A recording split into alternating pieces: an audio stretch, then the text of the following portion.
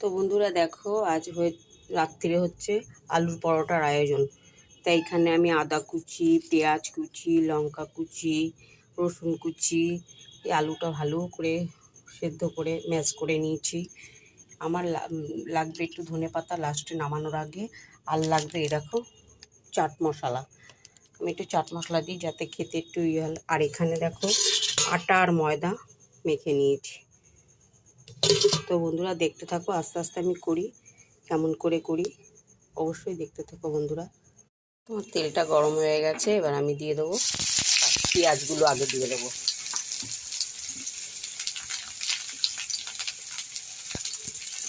এক এক করে সবই দিয়ে দেবো, লঙ্কাগুলো পরে দেবো, কারণ আমার নাতনি যদি খায় ও খুব ঝাল লাগবে।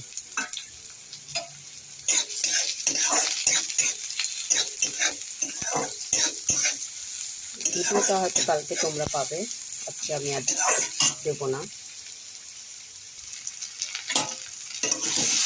আমি একটু হলুদ আর জিরা, ভাজা জিরে গুঁড়ো আর ধনে গুঁড়ো ছিল দিয়েছি।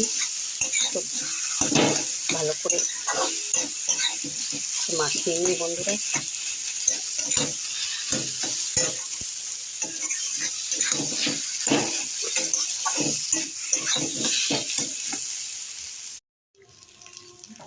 দেখো বন্ধুরা, এখানে আমার হয়েই এসছে ভাজা ভাজা। এবার আমি দিয়ে দেবো ধনে পাতা, ভালো করে ধুয়ে কুচিয়ে নিয়েছি, আর দেবো চাট মশলা। তা দিলে খেতে খুব ভালো হয়। তো দেখো পুরোটাই হয়ে গেছে, এবার আমি নামিয়ে নেব। নুনটাও ঠিক দেখে নিয়েছি। তো বন্ধুরা এরকমভাবে বানিয়ে খেয়েও দেখো, আশা করি অবশ্যই ভালো লাগবে। আমার ছেলেপুলেরা তো ভালো খায়। এবার একটু ঠান্ডা হলে আমি সব আটার ডো বানিয়ে নিই, কে কটা খাবে তারপর দেখাচ্ছি, আসছি পরে।